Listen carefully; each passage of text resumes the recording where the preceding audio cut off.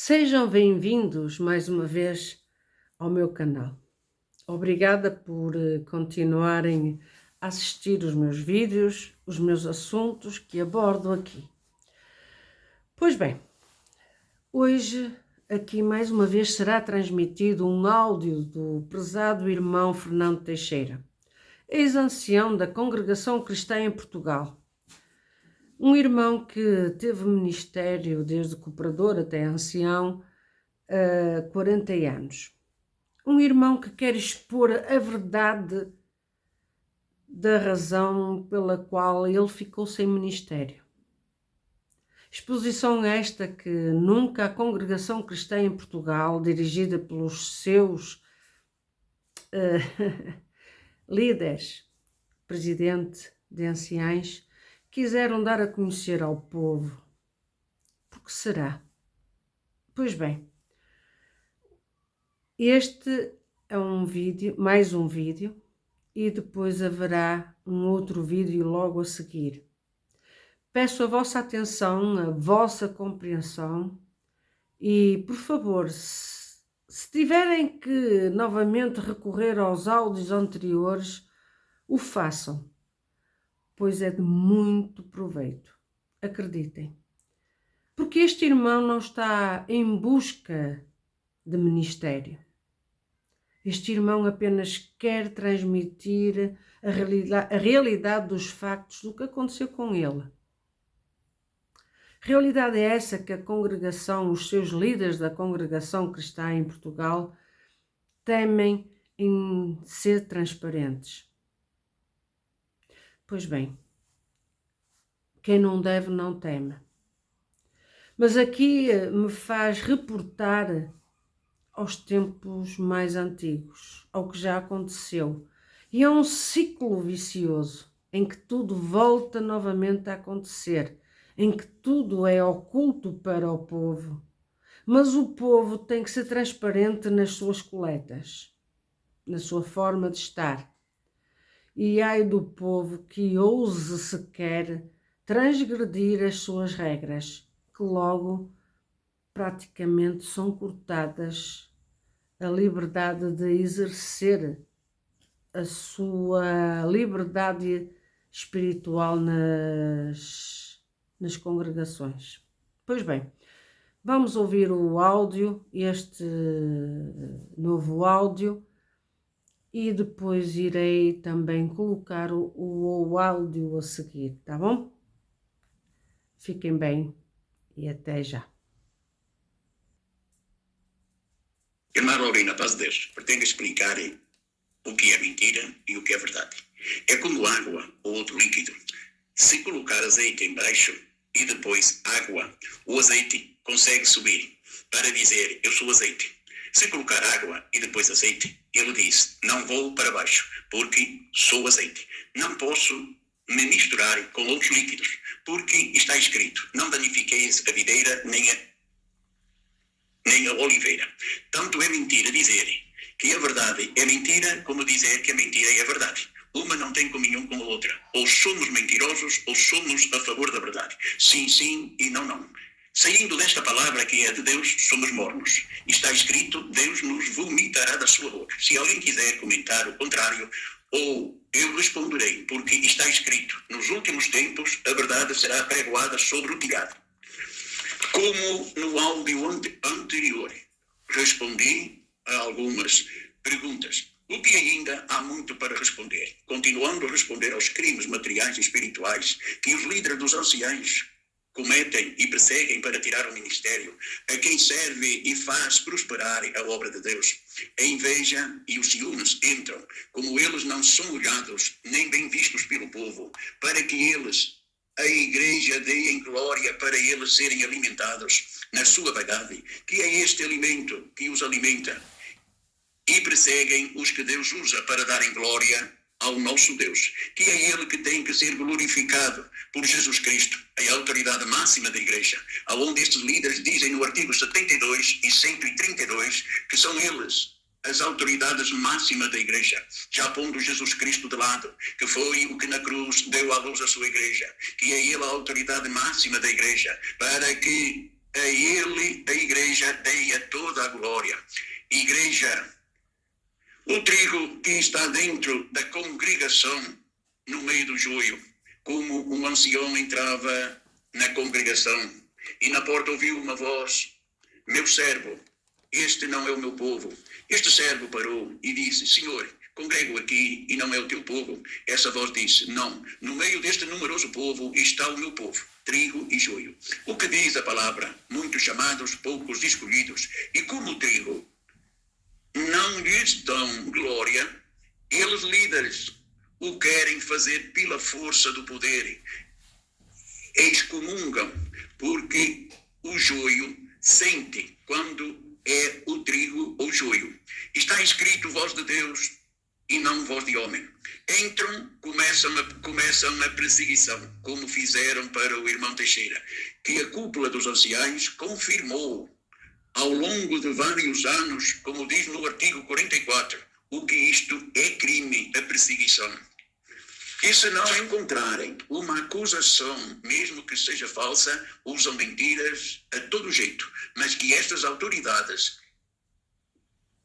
têm que o fazer, têm. Já tinham uma lei, entre eles, autoridades, cúpula dos anciães, esta lei sem decreto-lei, e que por eles exigem fazê-la cumprir, dizendo para o tribunal, artigo 92, vou dizer todo este artigo, que diz: poderia a jurisdição impor ao Papa, aos bispos ou às igrejas evangélicas, que aqui somos nós, regras jurídicas para admitirem, excluir ou excomungar os respectivos fiéis ou os seus ministros, imporem que igrejas deviam de ser abertas, fechadas ou reabertas. Por isso dizem no artigo 118 que os crentes escolhem como religião a doutrina da Congregação Cristã em Portugal, o que não apenas professou na sua crença, como aceitou sujeitar-se às tradições e hábitos da requerida, entre os quais sujeitar-se às deliberações do Conselho de Anciães. Se disserem, têm que mentir mesmo. Tens que desobedecer à palavra de Deus, tens que desobedecer e fazer o que nós mandamos, se não excomungamos, como o fizemos ao irmão Teixeira, porque as autoridades da igreja, que somos nós, e não da congregação, não é isto um absurdo? E ai daquele irmão que tem ministério e não cumprem estas ordens, dadas pelas autoridades. Há uma ratoeira criada nos estatutos de 2014, após me tirarem o ministério, no artigo 8, para quem eles querem tirar o ministério, que dizem na letra G, quebra da fidelidade à doutrina deles, à disciplina ministerial professada na Congregação Cristã em Portugal. Aqui não dizem da igreja, dizem que é de Portugal. A juízo do Conselho de Anciães, que são as autoridades máximas da igreja, como dizem no artigo 132 e 72, e continua no parágrafo único, na hipótese de afastamento por ausência prolongada, e autorizada pelo Conselho de Anciães, não dizem se a ausência prolongada é por 5, 15 ou 30 dias. É como eles considerarem o prolongamento. Aqui vêm calçados com pantufas, adormecendo, dizendo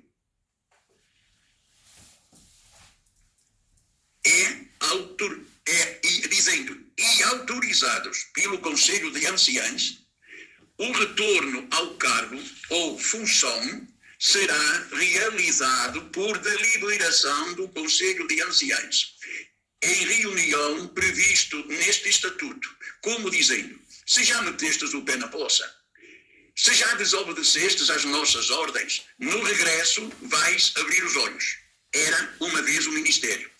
E é na hora, não vamos ter muito trabalho, nem demorar muitos anos, como demorou tirar o ministério ao irmão Teixeira, que demorou longos anos, como artigo 44, que já o perseguíamos antes de viajar, e que o autorizamos, e que no regresso tivemos que o perseguir ainda, por alguns anos, porque ainda não havia este estatuto, ou seja, esta ratoeira. Agora, para tirarem é na hora. Irmãos do ministério, não durmam, ou melhor, abram os olhos, porque está escrito: cegos que conduzem outros cegos, todos cairão na cova e não se levantarão mais. Se não tiverem estes estatutos, ou peçam, que são obrigados a dá-los.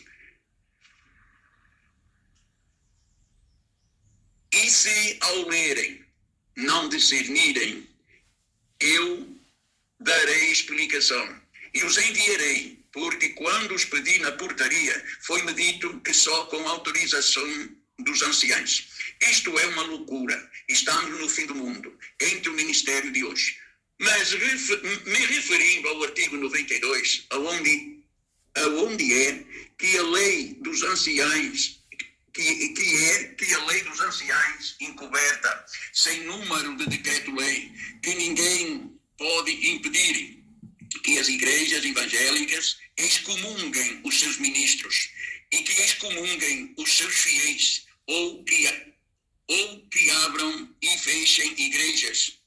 Deve-se referir às congregações e não igrejas, porque igrejas somos nós e que nelas não podem mexer. Mas isto é a cegueira espiritual. Primeiro, aonde encaixa este artigo 92? Na graça do Senhor Jesus? Na sua doutrina? Não. Ele nos tirou deste jugo e deste fardo pesado e disse: tomai o meu fardo, que é leve, e o meu jugo, que é suave. Estão excomungando os ministros, tirando-lhes o ministério. A quem não comunga com eles, como já cumpriram na Primeira Guerra há 50 anos, perseguindo o primeiro ancião em Lisboa, irmão Ricardo, que vieram do Porto para o acusarem, e que disseram e fizeram tantas acusações no Porto e em Lisboa, que é o habitual, o que até o dia de hoje não esclareceram a verdade. O que esta situação ficou muito cara, muito triste, e os anciãos de hoje, antes de tirarem o ministério para os seus conservos, deviam de pensar neste mistério, que é um grande mistério, porque foram vidas que se perderam, em que veio um ancião dos mais velhos, o irmão Albino e a esposa, para assentarem o ancião Ricardo. No regresso ao Porto, em Oliveira de Azeméis, tiveram um acidente. Deus recolheu os dois. A seguir veio o irmão ancião Antônio de Sousa Santos, também mexeu nesta arca. No regresso ao Porto, mais à frente de Oliveira de Azeméis, também teve um acidente, foi para o hospital, também Deus o levou. A seguir veio o ancião do Brasil, o irmão Sebastião Antonino, também pôs a mão na mesma situação. Transportei-o pela última vez do Hotel Roma ao aeroporto para regressar ao Brasil. Chegou lá enfermo, ligaram para Lisboa para pedirem oração, que chegou muito doente. Também Deus o levou. Pergunto para estes anciãos de hoje que me respondam: Deus os recolheu porque se agradou do que eles fizeram, ou porque Deus os recolheu porque desagradaram a Deus? Como já fecharam e abriam congregações, fecharam a Brandoa, fecharam a congregação da Travessa do Cego e abriram na Calçada da Estrela, depois fecharam a Calçada da Estrela, abriram de novo na Travessa do Cego e abriram de novo na Brandoa. Perguntem para o irmão Virgílio que ele é o mestre no abre e fecha congregações. Vejam o desastre que aconteceu em porem estes artigos 92 em prática, que é o que tem feito nestes últimos anos, também em Lisboa. Tira ministério, fecha e abre congregações, escorraçam a esposa do cordeiro para fora da congregação, chamam a polícia, ameaçam o ministério, fazem bruxedos. Pergunto, se Deus não perdoou para estes irmãos que sofreram para arrancarem os cavocos nesta obra, que Deus abençoou, pagando dos seus bolsos todas as despesas, as rendas para congregar, e viajavam em bicicleta para anunciar o evangelho, com camisa rota, um casaco dava para dois, e Deus abençoou. Encerro este áudio. A seguir é a ligação a esta situação.